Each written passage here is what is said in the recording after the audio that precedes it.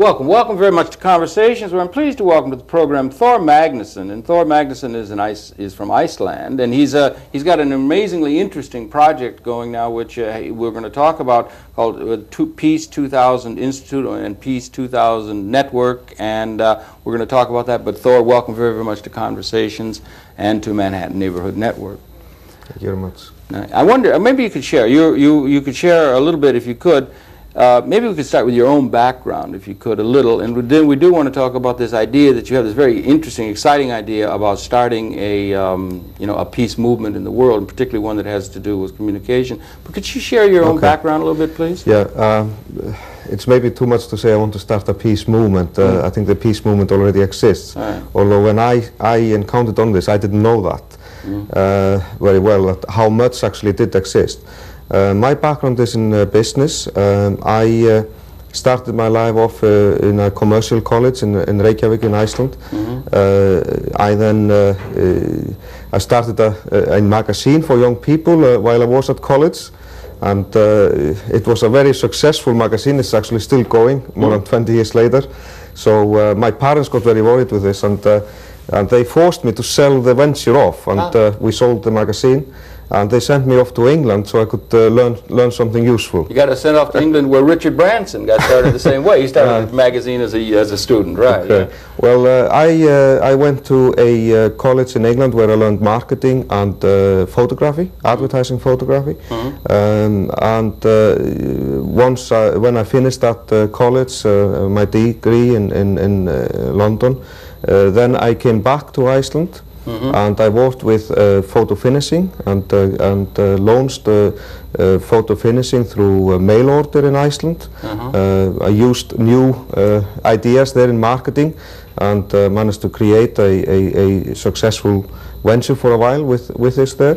That led me into computers. I computerized the delivery systems of the films. And then that led me on to credit cards. I see. Now, I wonder if I could. Well, you're in Iceland. Iceland is midway between the United States, or the North American and European. Were you doing business within the market of Iceland itself, or did you almost by necessity, like Japan has to trade with the world, did you almost by necessity take in a global view in terms of what you were doing in terms of a business sense out of that relatively small population base that Iceland represents? My photo finishing business had outlets in the Faroe Islands, which are small islands between Iceland and Scotland, and then in Denmark, in Copenhagen. And I distributed frequently what they call free film mailers to these markets in Scandinavia and in Iceland. I had a contract with Icelandair to fly the films over at night to Iceland, where we processed them sort of in the night. We worked 24 hours, and next day the films would go back into distribution in Denmark. I see, okay. So that got me sort of maybe started a little bit to think more internationally than just the country of Iceland. Yeah, so that was part of it. But it also brought you up to thinking of credit cards. Yes. Well, when I had got this business computerized to a certain level, we had actually excess computer power there, and I started to use for ways to utilize that, and that brought home the idea of launching a credit card system in Iceland, which didn't exist at the time. It hadn't existed. Everything was done by checks and cash and so on? They only had to use checks and cash. There were absolutely no credit cards. At the time, we were under very strict foreign currency regulations. We were not allowed freely to buy foreign currency. We had to apply for it and so forth. Yes. And so we managed to negotiate with Eurocard a license to launch MasterCard, Eurocard and Access cards in Iceland. And initially it was like a domestic card only, but soon it evolved also into issuing international cards and handling all the payments and that for MasterCard in Iceland. And this was maybe my first venture into the totally new virgin ground. It was something nobody else had tried, and at the time when I was starting with this, many people thought I had gone crazy, I've gone off the wall. I always remember my sister when we were sort of preparing the venture, she said to me, "Thor, you are gone absolutely crazy now. Nobody will ever want a card like this." And 2 years That's later, what they said to Mr. Edison, right? Right. Well, 2 years later, she couldn't go to the supermarket without having her Eurocard. Yes, with her. right. In Iceland, MasterCard is marketed under the label of Eurocard. And what was it motivating you? Did you feel by the seat of your pants, and were you sure that you were on the right course as you went that way, or were there some doubts? Well, I have always been a creator. I've obviously known credit cards from England because I've been living in England, yes. and I'd used credit cards there. And I was amazed that Iceland had never got it. Yes. But I mean, the truth of it was the banks had a very cozy life with their check system. They didn't need any credit cards for for what they thought at the time. So there was a hole in the market there, really. I see. And with your credit card, you came up against some established interests a little bit. Oh, very much so. We had inquiries launched at Parliament. We had the central bank being requested to look into this venture, which was seen as very bad for the society by the establishment at the time. And obviously they had an outrage over that some private individuals had been able to team together and effectively start a bank, which was a licensed industry, a licensed business at the time. So I'm telling you this basically because I have experienced the same when I've now come on to, I've left business and I've founded this Peace 2000 network. Yes. That the people who have maybe been with me in business in the past, they have said to me in the early days of this, well, Thor, you are gone crazy. Yes, again, right? Again, so you got a well-trod course. Yes. Well, I've been there before once before, and you know that maybe makes it a little bit easier now. What caused you to do? Did you have a revelation or something that caused you, or could you tell the evolution of your thinking that led you to go in this other kind of direction other than strictly business venture? Well, you could say that I had a kind of revelation about 3 years ago. Something in my personal life maybe opened me to think about other values than just money. It's not that I'm a rich man, not at all, but I've always maybe been in business more because I like to create things. Yes, it's an entrepreneurial spirit. Yes, rather than the money. I'm not very interested in that way in money. I'm in creating. I think so. There's a camaraderie between the artistic spirit of creativity and certain aspects of certain kinds of entrepreneurial activity. It's not just all money, and a lot of people don't understand that, but there is. And once I had these experiences and met people that really started to point me into the direction how much wrong is in the world today. I hadn't realized, I'd never paid any attention to it really. I'd known about Greenpeace obviously, and the biggest thing I knew about Greenpeace really was that they were against whaling. I mean, obviously I'd known that being an Icelander, that they were attacking Iceland all the time over the whaling issue. In Iceland, on the other hand, people were saying, well, they've gone overboard because certain types of whales are overpopulated and they need to be under control so that the rest of the fish stock isn't damaged. And they felt that Greenpeace had got hooked on this issue really as a fundraiser, starting to let people adopt whales and so forth. I think that Greenpeace have done a fantastic job, but that was all I knew about the peace movement, and it struck me as a little bit of an extreme movement. And I felt that there was a need for something more in the middle, where everybody could unite together. The businesses, the politicians, the general public, and the existing peace movement could come around some common goals. And once I started to work on this and discuss this idea with various people, we actually held a conference in Spain, in Barcelona in Spain in April '94.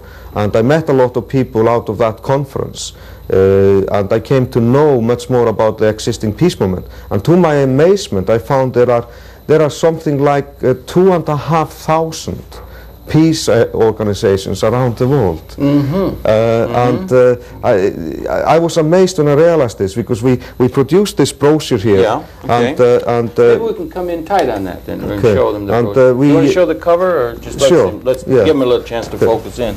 And this is part of the game thing, right?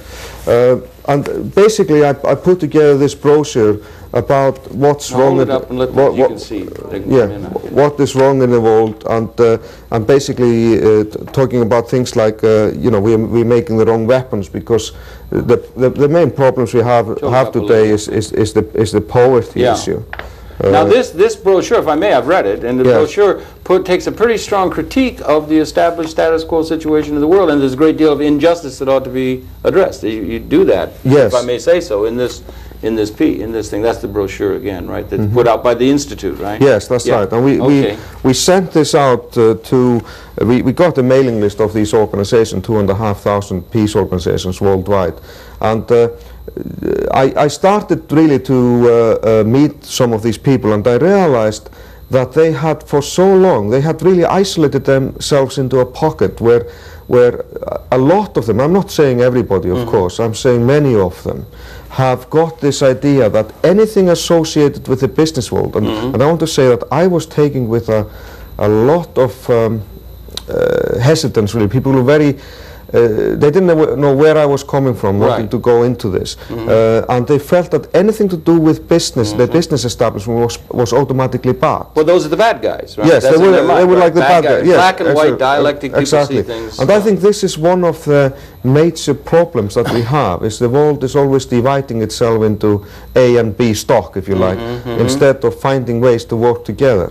And there are these different organizations, they're all over the world, none of them coordinated very well together, and none of them have really any serious funding to market their ideals. So what you have the other ideals maybe that are more effectively marketed. Yeah, right. I understand what you're saying, and I wanted to come back to this thing where you were doing the credit card thing, because you came up against some established business interest in there, but in the end you came with an idea that was practicable, and it was one that they themselves finally were able to accept, even and the broad constituency of the people were able to accept it. You were able to bring a change. And is there something on that model that you're thinking of critiquing what might be in the first blush, critiquing a situation, but then in a context where the people who are representing that system might be able to go along with it when they understand the fullness of it? Are you trying to change things, or just go along with the way things are? I think there's a lesson to learn from this, because what Iceland, being one of the last countries in the world to have credit cards, is now one of the countries that is expected to become the first to go into total electronic cash. All right. Yes, there was a meeting recently in Iceland where the head of Visa was there, and he stated in the media that it was extremely likely that Iceland would become very soon the first electronic cash society. That's interesting. And this is a lesson to learn. It just shows how quickly you can transform if you have the right attitude to it, if you have the right thinking around it. Also, perhaps if you come to the idea of change, a transformation, and we live in a time of perhaps transformation. You're speaking in terms of a world network. We want to talk about that. Yes. For positing the possibility of peace in a way that we haven't traditionally had, or we may be at some period of transition. But if you're positing that, it might be interesting for those who are interested in change, fundamental change, or some sort of a new order, which this magazine addresses the need for, the injustices that do exist in the world, and the trends which see increased injustice if we don't change. But they would posit change, but in a way that is going to be able to finally, in the final analysis, involve those who are responsible for the historical institutions that very often are taken as the enemy, as you say, in these peace movements. People tend to think of the historical established status quo entities as an enemy, and but it's going to be able to be transformative to them, but include the people who are responsible for those things as well in this larger pattern. If you, in a metaphor sense, I'm saying that that's a condition in which we live, where everybody could win, perhaps, in a synergistic way.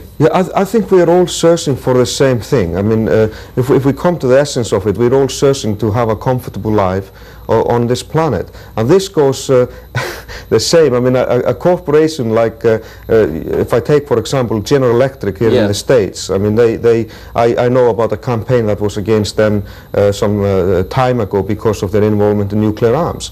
I mean, there was a campaign launched against them, and they withdrew a certain amount from the nuclear arms. I am sure corporations like that will go further in converting to what I would like to call a peace economy, because peace economy is actually much more profitable for us all than war economy.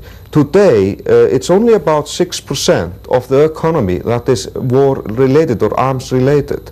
There is 94% of the economy is civilian-based. That's interesting. On a world scale, right? On a world scale. And 10% of the world economy is related to tourism. Really? It's higher than military-industrial spending? Yes, that's right. It's higher.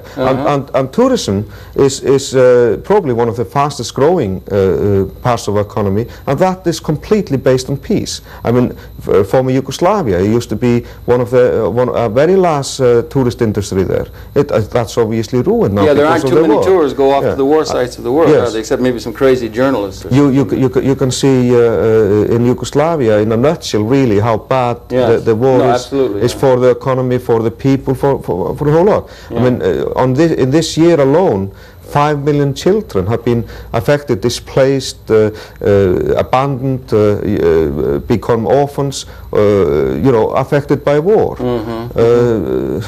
I mean, this effect will have, a very serious aftermath, because you are bringing up hate in these children. They know nothing but hate and bloody wars. They're brought off with it. They will have children, and we don't want to breed this kind of a hate planet. We want to try to turn this around, and we all have interest in that, because if I take General Electric again, their interest obviously must be in the long term much greater in the civilian part of the business than in the war part of the business. So it will be in their interest, like every other major corporation that is in the arms game today, to find ways of evolving from that. Why must it be necessarily in their interest for there to be peace rather than war? There are a lot of people who would make a great deal of money off producing the weapons of war, and they have historically. Mr. Eisenhower warned against the military-industrial complex, and a lot of people still do. Yes. Why is it so obvious that this is the case? You have to realize people profiting by this now. You have to realize we live in a totally different world than we did 100 years ago. 100 years. You can take that as a... Yeah, let's take. I mean, that's maybe where this kind of a war economy. Bucky Fuller was born in 1895. Okay, right. Yeah. Well, if you look at the time then, we didn't have this kind of intertwined global economy then. Hardly had electricity. Can you believe? Right. Hardly had electricity in 1895. Okay. Yeah. And what is happening with the global economy is that if you produce arms and you sell these arms and they are somewhere used and they ruin an economy somewhere else, that ultimately comes back to you. You can't isolate yourself from it like you maybe could 100 years ago. Because 100 years ago, let's say the British Empire, it was a great empire all over the world, and what happened maybe in Africa didn't have that much effect on in London. But today it has a great effect, and it will increasingly have this effect. Yeah. This is why we have a common goal. This is why there is no they and us. We are in this boat together. And if we also look at the environment with the threat of the nuclear arms, if a nuclear bomb goes off somewhere on the planet, it's going to affect people elsewhere on the planet. Here we have seen what happened with Chernobyl.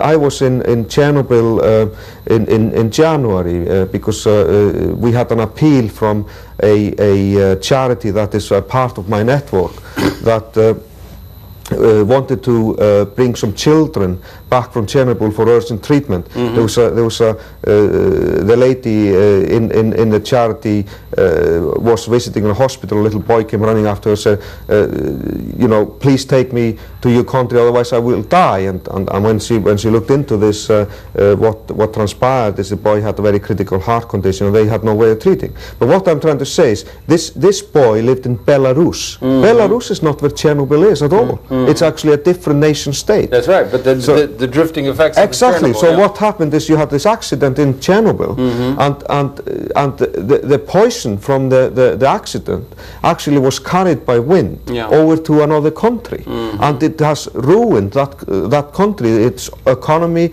the health of its people. 94% or something of the children have been affected by it in that nation. Yeah, it was a horror. Yeah. And so if it could happen again. If we had, let's say, if we had some kind of a nuclear exchange between Russia and Ukraine, God forbid ever would happen, but if something like that would happen, which in that unstable climate which is down there, I mean, anything can happen, then it's for sure it's going to be affecting the rest of Europe and even the United States. Yeah, we've come to it. I guess the human species first evolved about 200,000 years ago, that the human species appears in the evolution of events and so forth. And we reach a point where now we can apparently, some say, it's a measure, that we could, if there was an unleashing of our technological destructive capability, destroy a context within which our species could survive. Yes, I think we are very much. We've never been in that kind of a condition throughout all of human history. That might be one of the measures against which you could try and understand things as why peace might be possible now, whereas it was not possible over 200,000 years of human history. Well, I think we also have to look back. I mean, it's like going to school. Mm-hmm. I mean, we have written our history now for a few thousand years, and we should look at that and learn from it. And if we look at why do we have war? I mean, all right, why do we? Why do we have war? So that's one of the things your institute is going to be interested in, and yes, of course. Think tank. Why are you going to raise these questions? Right? Right. Yeah. Okay. Well, I believe that war is something that was created by man when he started to store the surplus of the land. When we started to farm and in organized way, and we started to store it, we had something certainly that we could fight over. Yeah, after agriculture and the empires. Exactly. Yeah, right. Out of this was created the people that could organize themselves into groups. They could organize slaves. They could organize farmers that they would claim land. They would give people or lend the people the land to farm it, provided they would give back the crops or pass of it to a central body. Okay, and these people, they started to organize armies. And there was actually, I can't remember the name of the guy, it was a Chinese philosopher long time ago, who some thousands of years ago, who did a lot in saying, well, give for a soldier, give him land, give him families as farmers if he wins a victory. If he loses a battle, then chop his head off. Sounds like as a warning to others. And I'm not maybe putting this very well across. No, I understand the strategic use of military. I mean, this is really the birth of the military, and we then evolved into this until we became a machine, where the whole nation state became a military machine, like happened in Hitler's Germany. Nation state after 19th century. Yeah. Well, in the Westphala peace treaty. I mean, that is when these different little kings or landlords, or what we can call them, came together in Westphalia, and they did a peace treaty, which was really the starting of the nation state. And it had been dynastic states before that. Yes, the nation state came a modern example. And then came the nation state. And we come roaring into the modern experience. And the French were the first ones actually to misuse this, and which led to the French Revolution. But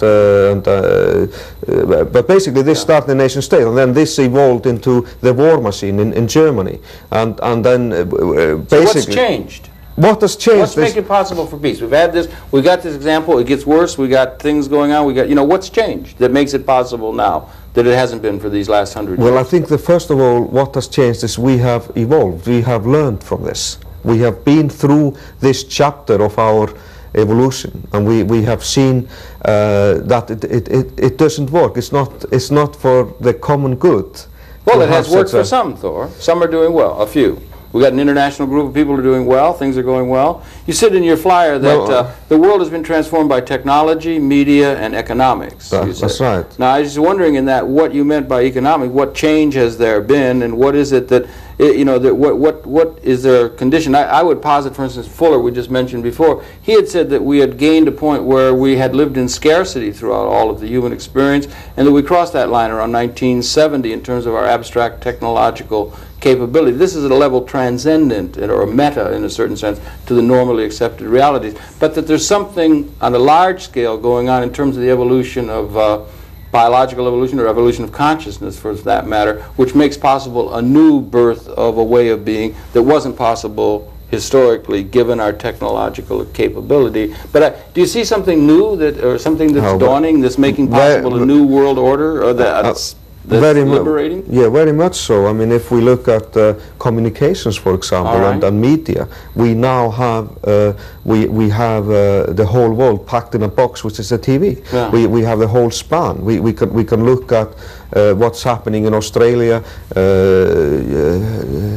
Japan, you know, USA, all at the same time. I mean, so we have a mirror to the whole world. We've never had this before. Okay. This is new, and okay. this makes us have a deeper understanding. It also makes us more a part of a global community. Okay, now we've been talking philosophically, so we want to move along because you're getting a network. We want to talk about this thing in a practical sense. But before we do that, even we want to talk about some of the things you've done in terms of this. You got the World Peace Institute, which is an umbrella organization. Which is going to be a communications capability. But before we even get into that, I wonder if we could. You brought some film in, or you brought some tape in. Yes. Well, and some image. Maybe we could set that up. We'll run that, and then we'll come back and try and talk about what specifically you're doing. But what you have a couple of pieces here, and maybe you could, as we say, set it up for the audience here. Okay. Well, what I brought to you is a couple of news items. One of them is from Eastern Europe, where I did a flight in early '94 to promote our conference that we held in Spain. I flew to different cities in Europe and promoted this conference to the relevant people in a private aircraft, which I used to use in my business. You used to fly this as a lease thing. I've had an interest in piloting for a number of years, and I bought this Citation aircraft, which I have been flying around.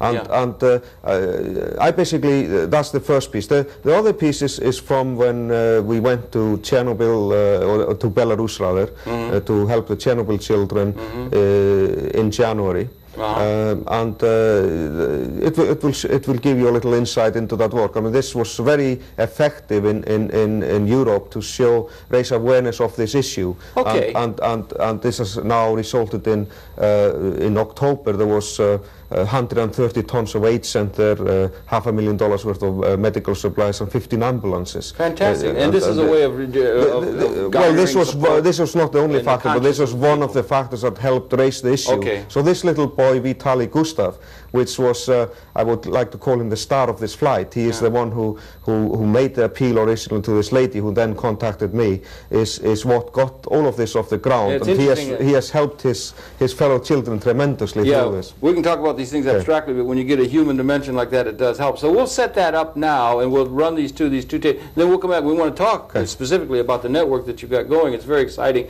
But we're talking with Thor Magnusson. Then he's the founder of the Peace 2000 Assembly Institute and the Peace 2000 Network. Talking with him, but let's set that up in the control room. Run that tape. Take about 8 minutes, and we'll come back and talk some more with Thor Magnusson. Set that up and run it now, then, please. Icelandic television reports on Thor Magnusson's world peace effort as he got the initiative going at the flying to parts of Europe, Eastern Europe particularly, and encouraging people to come to a conference in 1994 to discuss the need for a new peace initiative. It's a difficult position to take very often, but he is of the mind that this is absolutely necessary, as we've seen, and he's here talking with Icelandic television and again preparing to fly to Eastern Europe to encourage people. Help me to save the world from destruction. We have the chance to do this now. Help me to do it. Despite the fact that many thought it was an overly idealistic view, he persevered and has persevered and used his own aircraft in order to fly to the cities of Europe and again to encourage people not only to think in terms of the need for the peace initiative which he's trying to mount, but to actually participate in a conference that was going to be held. It was fortunate that he was able to persevere, as we say, with his own resource and capability, and he's be lauded for that. Icelandic television is here reporting on his activities, and he was able to garner considerable support for people to fly to the conference at Barcelona, and was able then to garner, with their help and with others, which is growing, the help needed in order to build a new peace initiative and to make the peace initiative a real event in the world.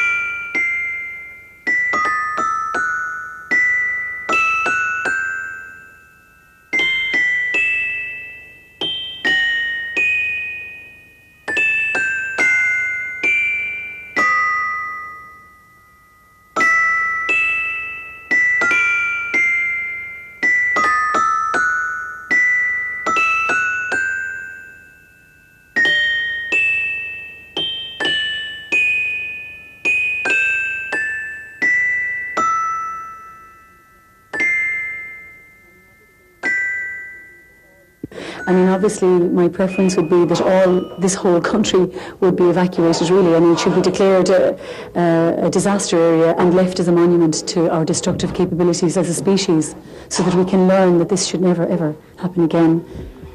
They were able to survey the materials, get toys and medicines that were able to be garnered and put together, and much to the delight of the project director. We just sent a fax yesterday. It's wonderful. Really, it's very special. But congratulations to everybody.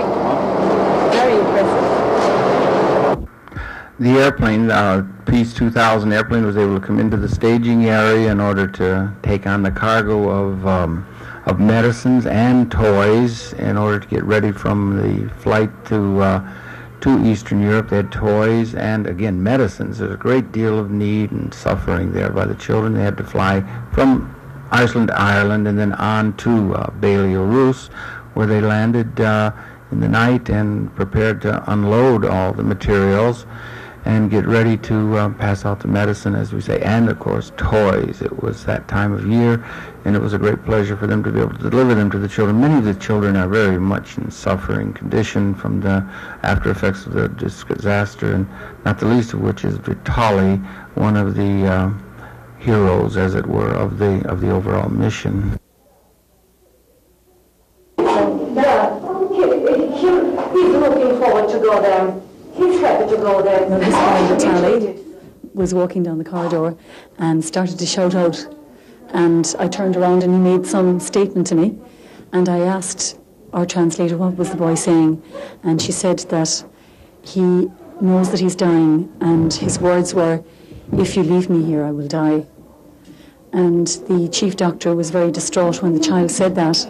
And he proceeded to tell me that this particular boy was doomed to death unless he was taken to the West. And I think it was because I was here before and I did see children that were also dying. In fact, one child that died in my arms.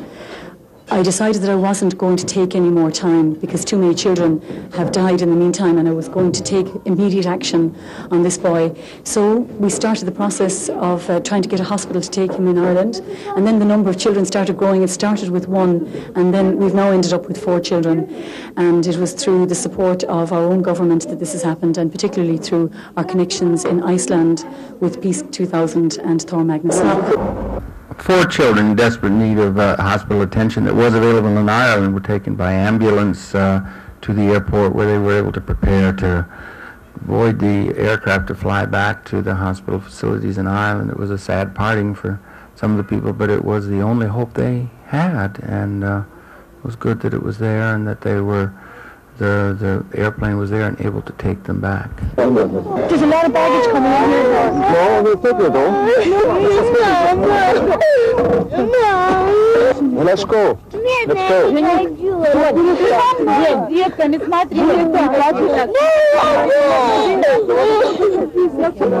Thank you.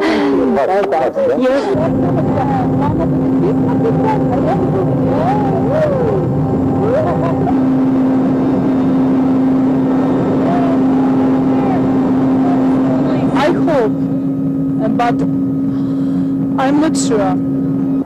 Turned to Ireland, where the hospital facility was, and the 4 were raced there. They were all in need of very complicated and absolutely necessary heart procedures. Vitali particularly was, as they said, would not have survived had they not had the ability to take these children to the hospitals. They were loaded upon the ambulances and rushed. The 4 children were rushed to the hospital, and everyone was very anxious, of course.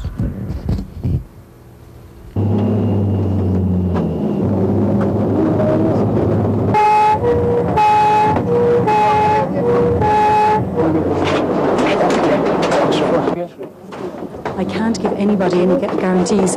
The mothers are outside. I want to say I can save your child's life. I can't say that because we don't know. Their conditions are very advanced. It may be too late. We won't know that until maybe a week's time. But I want to take every opportunity to try and give them the gift of their own lives. Well, obviously the fear for the parents is that there was every possibility that one of those children could have died on the flight even today. Vitaly was very seriously ill this morning before we even left the hospital.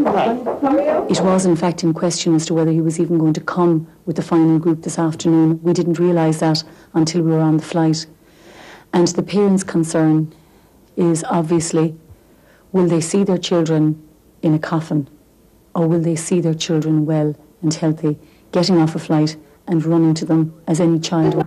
Fortunately, the story had a happy ending. Vitaly recovered from the surgery and is well, and here he is meeting with the President of Iceland along with Thor and others from the Peace 2000 network. Congratulations to them and best wishes to Vitaly. Well, that's really good. I mean, that you were able to help that young man like that, and it's sort of interesting that that sets up the fact that you do have something coming up where you're going to take and fly into Sarajevo in the Balkans, and also it's interesting that this is all coming out of Iceland, which is a country which we haven't had a chance to talk about it, but they've had 1,000 years of peace in Iceland, which is an interesting thing. Maybe you could talk about those. Yeah, we've almost had 1,000 years of peace. It's 1262 that Vikings laid down their arms. Yeah. And they started to solve their differences at the Althing, which is actually the oldest democratic assembly in the world. That's interesting. That's very interesting. And that's, I mean, the reason we have set up the institute in Iceland, I've actually been living a number of years away from Iceland. I've come back specifically now to set up the institute. And it is because Iceland is really an example of how you could have a peaceful society. 1,000 years without an army. Yes, we have no army. We have never had a national army. We have a contract at the moment with the United States for our defense in a very much a similar way as nations could have a contract with international organizations. A world peace forces could be established, which could look at it after defense for the national states. Yeah, this might be a good time if we may to show your logo, right? Which can you come in tight on this, or if I hold it? And it's peace. Maybe you can point it out. Yes, I mean what this is showing you is showing you the tank being converted to a tractor. Yeah. The globe, the yin yang, to represent that we need to get these things into balance. We're not at all saying that we shouldn't have any defense or any military, but we should get it into balance, because today we have too heavy focus on the military in peacekeeping, and we need to put the focus more on development and start to use our resources wisely. Right. I mean, in the USA, you have now almost 30 million people, according to statistics I have seen, which are living under the poverty line. And I feel that this is possibly a result of over-expenditure on the military. Perhaps, yeah. It might have also to do with technological development, displacing people. It's another issue. There's a lot of... We have another example in the Soviet Union where you had a country which is actually virtually bankrupt. Yes. And that's from over-militarized. Yeah, so there's not enough focus on channeling the funding really to the root causes that actually can cause the conflict later. So I fear if you don't put it into balance, you're going to have an increasing problem later. Okay, well listen, we've got to keep moving along because there's a lot to talk about. This is the place, you're going to go into Sarajevo, right? Yeah, well, following on that we showed of going, this is an airline, right? Yeah, I mean, what we're doing here is we're taking a Boeing aircraft and we are painting it as the aircraft of Santa Claus, and we are flying Christmas gifts to the children of Sarajevo. What we're basically doing here is we're showing them that we are thinking of them at this Christmas, that we are really trying to bring them an example that the world does think about them, and try to grow some peace in these little hearts that maybe lost their parents and so on. Very good. You're going to do this December 21, I guess it is, December 21st. Of the 95. You're going to call Peace Flight, and it's going to be from the children of Iceland is going to deliver these toys and things to the children of Sarajevo. Yes. Great. And that's one function of the That's one function. I mean, last night we had Santa Claus on TV in Iceland appealing to the children of giving Santa Claus gifts. We've turned the role of Santa Claus around, and we've said, you know, Santa Claus now needs some gifts to give the children. Very good, very good. That's a good idea. Some people think of Iceland as the North Pole where Santa comes from. Oh, yes. All right. We've been talking about a lot of things. We want to talk now. Let's get moving on to this thing. This large part of what you're involved with the Peace 2000 Institute is this Peace 2000 network. Yes. What is that? What are you going to do? What is the thing? Because you're thinking in terms of a world worldwide pattern of television and yes. radio programming on the peace theme, and talk about that if you can. Well, we feel very much that the catalyst possibly for change is through the media. So I have been working on setting together a company which we have a working title on it at the moment called Media 2000, which is basically a cooperative organization of television and radio producers, which will have a broadcasting facility out of Iceland. The producers are in America, they are in Europe, but the broadcasting facility will come out of Iceland to deliver 24-hour distribution of programs, entertainment programs, but with an embedded message of peace and a movement to a new millennium, a peaceful millennium. Oh, that's interesting. That's very interesting. Yeah. And the target audience for this are obviously cable operators that could broadcast it into the homes of the viewers, and then people who have their own satellite dishes. So we are at a stage at the moment where different producers have been coming together with me into this. We've been forming a business plan, which I have a copy of with me here. This is like a document which describes our plans and ideas with this. Yes, and all the people. I've read it carefully, and all the people that are involved so far. And we hope that sometime late next year we could possibly start producing and transmitting material. Okay, let's talk at two levels. One is soft hardware, let's just say, or the hard nuts and bolts of it. You want to have a worldwide network, and you can have by satellite delivery of programming. And do you intend for it to be, just to ask a question, they have now these small home receiving dishes, which is direct broadcast satellite.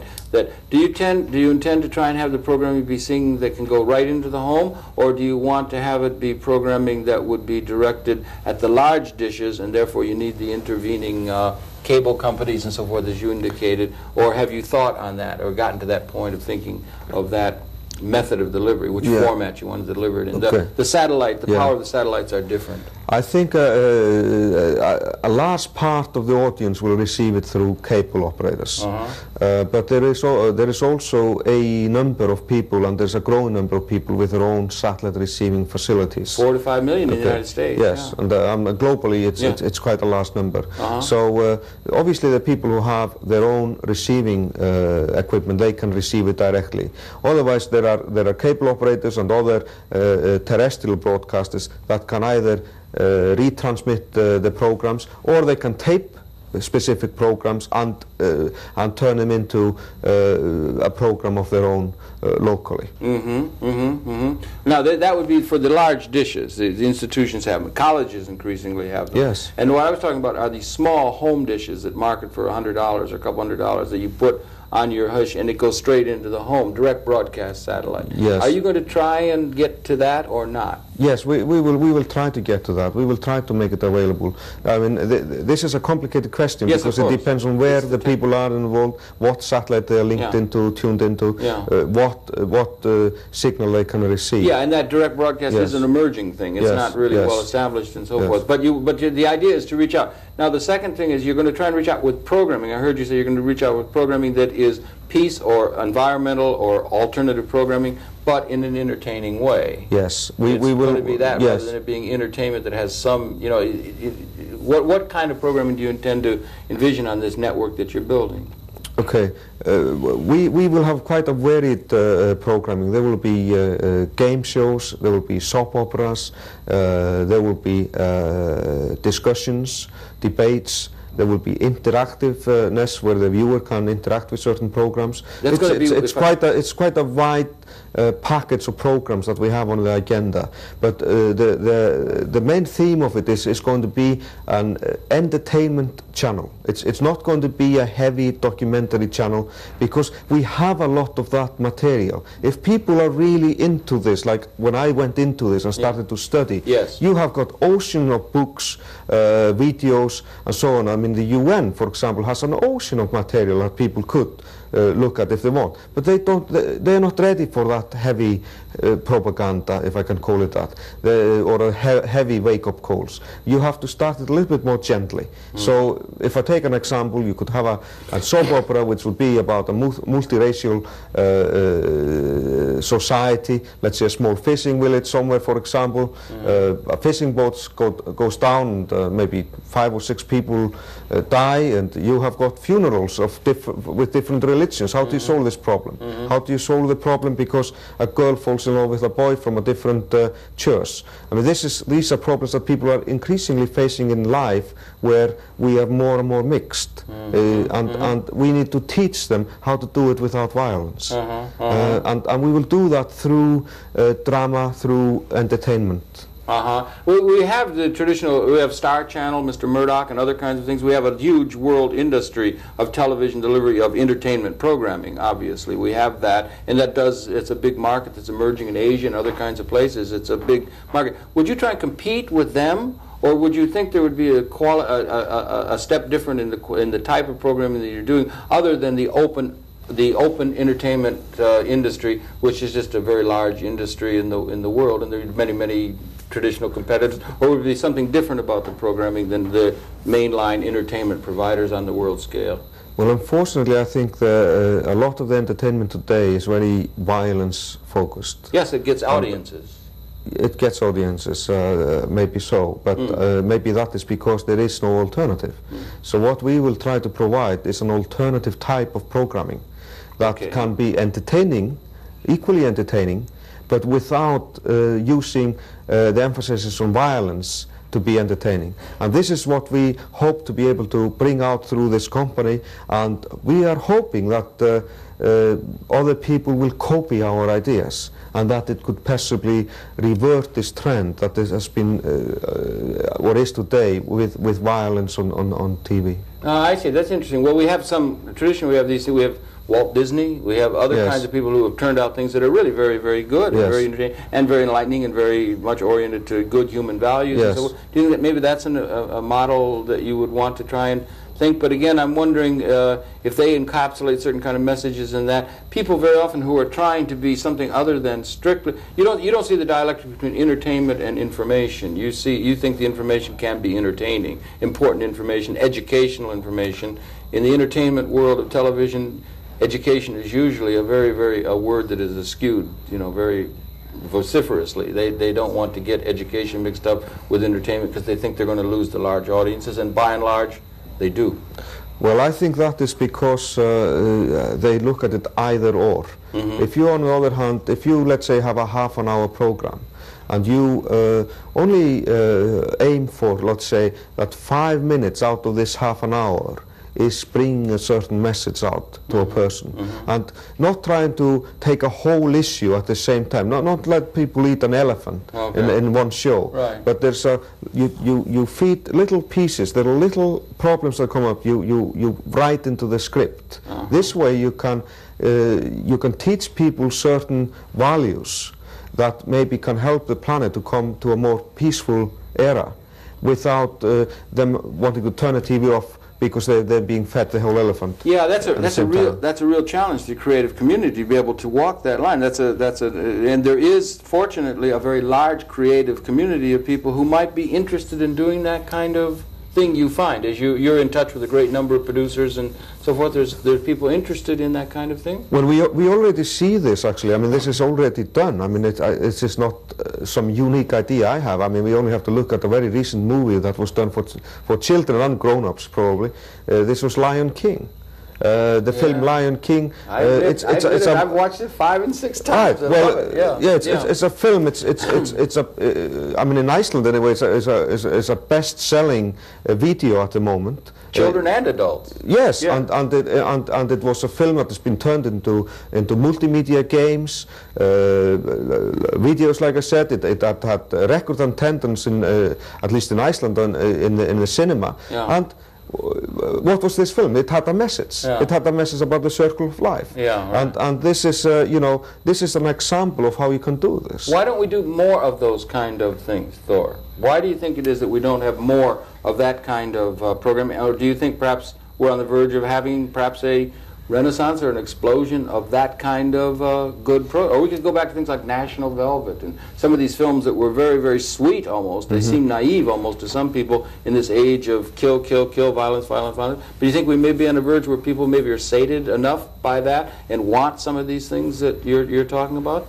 Or not? I wonder. I guess you must. You're banking on the idea that these pattern of programming will find a viable audience to set up a business, which you're doing, which has to be an ongoing business and be realistically grounded in business realities. Well, I think it's just a question of inspiration, really.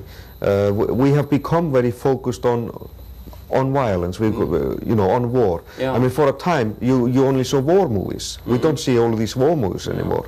But I mean, what is it, 20, 30 years ago, every other movie was a war movie.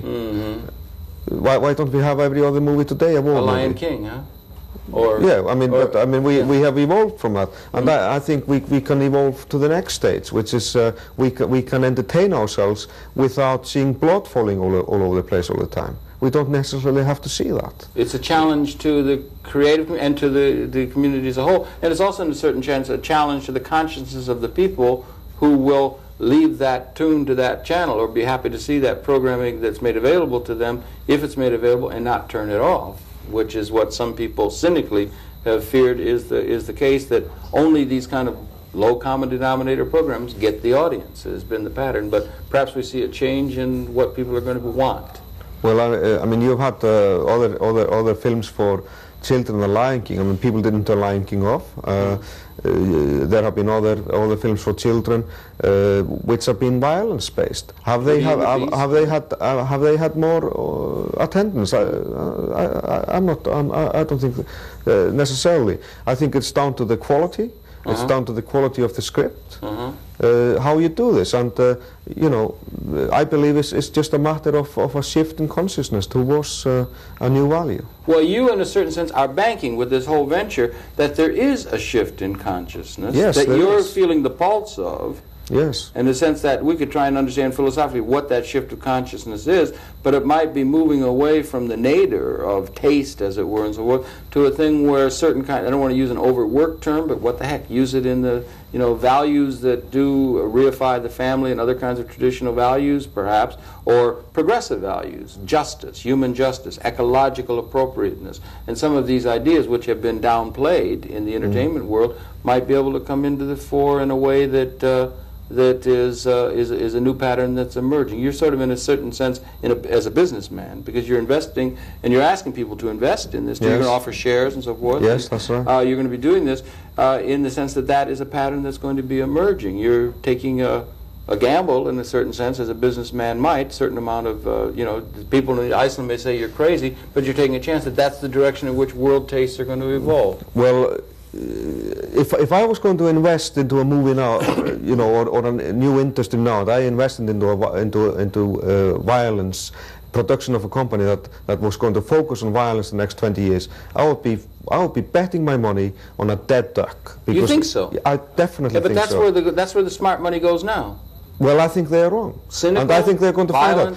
But I think what they must be focusing on is these companies will turn around when the time comes. But I believe that going down that alley is the wrong road. I think there is more and more enlightenment happening with people. They've had enough of this. There are statistics now that show that for example, interactive games that come, they call them God games, you know, where people are creating, yes. and they are not necessarily killing, they're not destructing. They are having record sales in some countries. That's right. And I think we've had enough of this violence. I mean, we're bored with it. We want something different. Perhaps you reach a certain point and you just can get so much of it, and we didn't get a chance to say you are going to have another division of this, which is going to be involved with CD-ROM and with the interactive games. That's right. But we're talking now about the television network.